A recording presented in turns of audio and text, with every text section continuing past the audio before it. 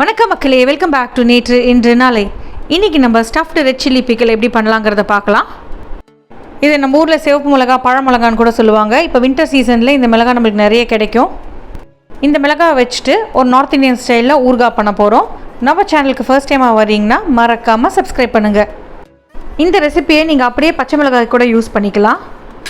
இன்றைக்கி நான் ஒரு 400 கிராம் மிளகாய் எடுத்திருக்கேன். மிளகாயில் எந்த அழுகலும் இல்லாமல் எதெல்லாம் நல்லாயிருக்கோ அதை மட்டும் பிக் பண்ணி தனியாக எடுத்து வச்சுக்கோங்க. நல்லா இருக்கிற மிளகாயிலேருந்து காம்பெல்லாம் நீக்கிடலாம். காம்பை நீக்கினதுக்கப்புறம் நல்லா வாஷ் பண்ணிக்கோங்க. வாஷ் பண்ணிவிட்டு ஈரம் காயறதுக்காக ஒரு 2-3 மணி நேரம் இதை வெயிலில் வச்சிடலாம். வெயிலில் வச்சதுக்கப்புறமும் நீங்கள் ஒரு டவல் வச்சு நல்லா தொடச்சி சுத்தமாக ஈரம் இல்லாதபடி வச்சுக்கணும். இன்றைக்கி வீடியோவில் நான் 2 விதமாக ஸ்டஃபிங் ரெசிபி போட்டிருக்கேன். உங்களுக்கு எது கன்வீனியண்ட்டாக இருக்கோ அதை நீங்கள் ஃபாலோ பண்ணிக்கலாம். ஒரு மிளகாய் எடுத்து டாப் எண்ட் அப்படியே சீவிட்டு அதுக்கப்புறம் வயிற்றில் பொழந்துக்கலாம். வயிற்றில் பொழந்துட்டு ஒரு ஸ்பூனோட பேக் சைடை வச்சுட்டு அதோட விதைகள்லாம் நம்ம ஸ்க்ரேப் பண்ணி வெளியே எடுத்துடலாம். கீறும் போது கடைசி வரைக்கும் கீறாமல் ஒரு 3/4 தூரத்துக்கு கீறினா போதும். மெல்லிசாக இருக்கிற ஏதோ ஒரு பொருளை வச்சு நீங்கள் விதைகள் அப்படியே தட்டி விட்டிங்கன்னா வெளியில் வந்துடும். உங்களுக்கு அழகாக உள்ள கப்பு மாதிரி இருக்கும், அதில் நம்ம ஸ்டஃப் பண்ணிக்கலாம். இன்னும் ஒரு சின்ன முக்கியமான சஜஷன், மிளகாவை கீறி விதைகள் எடுக்கும் போது கண்டிப்பாக கையில் க்ளவுஸ் போட்டுக்கோங்க, இல்லைன்னா கை எரியும். உங்கள்கிட்ட க்ளவுஸ் இல்லைனா பிளாஸ்டிக் கவராது போட்டுக்கோங்க. இந்த மாதிரி எல்லா மிளகாயும் நம்ம கீறிட்டு உள்ளே இருக்கிற விதைகள்லாம் நீக்கிக்க போகிறோம். அடுத்ததாக 2வது விதமாக எப்படி ஸ்டஃப் பண்ணலாங்கிறத பார்த்துடலாம். மிளகாயோட டாப்பை சீவி எடுத்துகிட்டு ஒரு ஸ்பூன் வழியாக உள்ளே இருக்கிற விதைகள்லாம் ஸ்கூப் பண்ணி ஒரு கப்பு மாதிரி நம்ம வச்சுக்க போகிறோம். அந்த கப்புக்குள்ளே நம்ம ஒரு பொடி அடைக்க போகிறோம். அந்த பொடி எப்படி பண்ணலாங்கிறதையும் இந்த வீடியோவில் நான் ஆட் பண்ணியிருக்கேன். ஸ்கூப் பண்ணிவிட்டு அதை அப்படியே கவுத்து தட்டினீங்கன்னா உள்ளே இருக்கிற விதையெல்லாம் நம்மளுக்கு வெளியில் வந்துடும். ஒல்லியாக இருக்கிற மிளகாய்க்கு வந்து முதல் வே ரொம்ப சூட்டபுளாக இருக்கும். குண்டாக இருக்கிற மிளகாய்க்கு இந்த 2வது வே ரொம்ப சூட்டபுளாக இருக்கும். உங்கள்கிட்ட இருக்கிற மிளகாய் எந்த டைப்போ அதை பொறுத்து நீங்கள் ஸ்டஃபிங்கை டிசைட் பண்ணிக்கலாம். எல்லா மிளகாயும் நான் ரெடியாக வச்சதுக்கப்புறமா தான் பொடி அரைக்கிறதுக்கு ரெடி பண்ணிக்க போகிறேன். பொடி வறுக்கிறதுக்கு எண்ணெய் தேவையில்லை, ட்ரை ரோஸ்ட் தான் பண்ண போகிறோம். ஒரு ட்ரை கடாயில் 5 டேபிள் ஸ்பூன் சோம்பு சேர்த்துக்கலாம். சோம்பு லைட்டாக சூடாகட்டும். சோம்பு சூடானதுக்கப்புறமா நம்ம ஜீரகம் சேர்த்துக்க போகிறோம். 5 டேபிள் ஸ்பூன் சோம்புக்கு நான் 3 டேபிள் ஸ்பூன் ஜீரகம் எடுத்திருக்கேன். ஜீரகம் சோம்பை கொஞ்சம் மிக்ஸ் பண்ணி விட்டுட்டு நம்ம வெந்தயம் சேர்த்துக்கலாம். இந்த அளவுக்கு நான் 2 டேபிள் ஸ்பூன் வெந்தயம் சேர்த்துருக்கேன். உங்களுக்கு வெந்தயத்தோட ஃப்ளேவர் ரொம்ப பிடிக்கும்னா நீங்கள் கொஞ்சம் எக்ஸ்ட்ராவாகவே சேர்த்துக்கலாம். ஆனால் வெந்தயம் ஜாஸ்தி சேர்த்தோன்னா சில சமயம் நம்மளுக்கு கசப்பும் ஜாஸ்தி ஆகிடும். நான் முன்னாடியே சொன்ன மாதிரி இது ஒரு north Indian type of pickle. North Indian டைப்புங்கிறதுனால அந்த ஓமத்தோட ஃப்ளேவர் கண்டிப்பாக இருக்கணும். அதனால் ஒரு 1.5 டேபிள் ஸ்பூன் அளவுக்கு நான் ஓமம் சேர்த்துக்கிறேன். அடுத்ததாக ஒரு 1.5 டேபிள் ஸ்பூன் அளவுக்கு கருப்பு மிளகு சேர்த்துக்கலாம். அடுப்பை மீடியம் ஃப்ளேமில் வச்சுட்டு நல்லா வாசனை வர வரைக்கும் நம்ம வறுத்துக்க போகிறோம். சாமானில் இருக்கிற ஈரத்தன்மை போய் நம்மளுக்கு நல்லா பொறன்னு ஆகிடும். கலர் மாறுற வரைக்கும் வறுக்கணும்னு அவசியம் இல்லை. வறுத்ததுக்கப்புறமா இந்த மிக்சரை நல்லா ஆற விட்டுருங்க. அடுத்ததாக ஒரு பிளெண்டர் ஜாரில் 6 டேபிள் ஸ்பூன் கடுகு சேர்த்துக்கலாம். கடுகை நல்லா பொடி பண்ணி எடுத்து வச்சுக்கோங்க. கடுகு பொடியானதும் அது தனியாக ஒரு பவுலுக்கு மாற்றிடலாம்.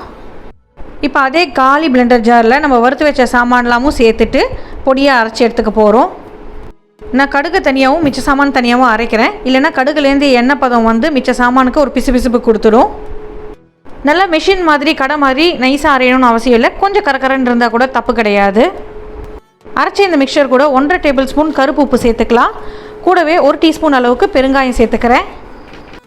ஒரு 4 டேபிள் ஸ்பூன் அளவுக்கு வெள்ளை உப்பும் சேர்த்துக்கிறேன்.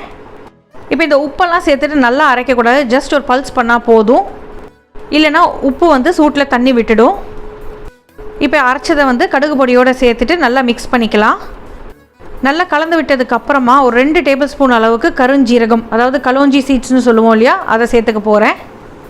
கலோஞ்சியை அரைக்கக்கூடாது, அப்படியே முழுசாக தான் சேர்க்கணும். கூடவே நல்ல கலருக்காகவும் ஒரு ஃப்ளேவருக்காகவும் 1.5 டேபிள் ஸ்பூன் அளவுக்கு மஞ்சள் பொடி சேர்த்துக்கலாம். இப்போ இதெல்லாம் சேர்த்து நல்லா கலந்து விட்டிங்கன்னா நம்மளோட பிக்கிள் பவுடர் ஆல்மோஸ்ட் ரெடி ஆகிடும். ஆனால் இதை நம்ம அப்படியே ஸ்டஃப் பண்ண முடியாது, கொஞ்சம் ஈரப்பதம் தேவைப்படும். அதுக்காக ஒரு 3 லெமன்லேருந்து நான் ஜூஸ் பொழிஞ்சிக்க போகிறேன்.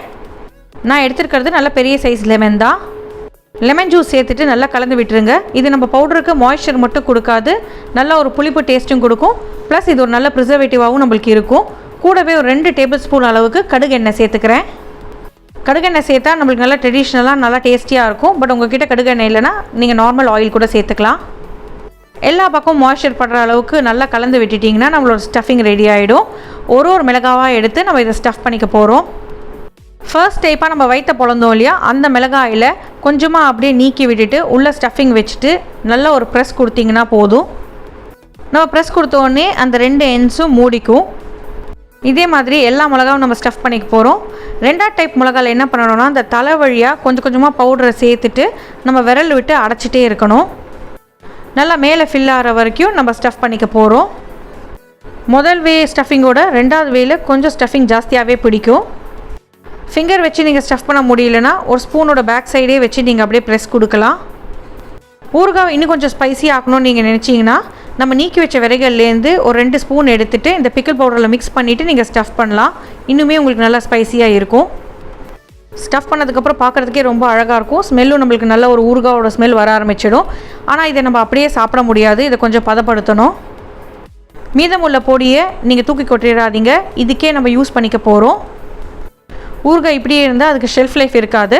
அதுக்காக ஒரு 1.5 கப் மஸ்டர்ட் ஆயில், அதாவது கடுகு எண்ணெயை நான் நல்லா சூடு பண்ணிக்க போகிறேன்.